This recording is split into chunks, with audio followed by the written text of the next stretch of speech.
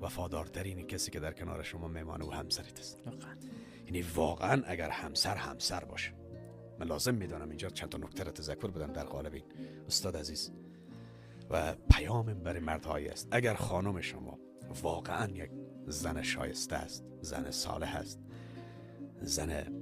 فرمان بردار است، زن محافظ است، از آبرو و عزت خانه شما محافظت میکنه، زنی است که واقعا میخواد زندگی کند، زنی است که شما رو دوست داره و شما رو بر همه کس ترجیح میده،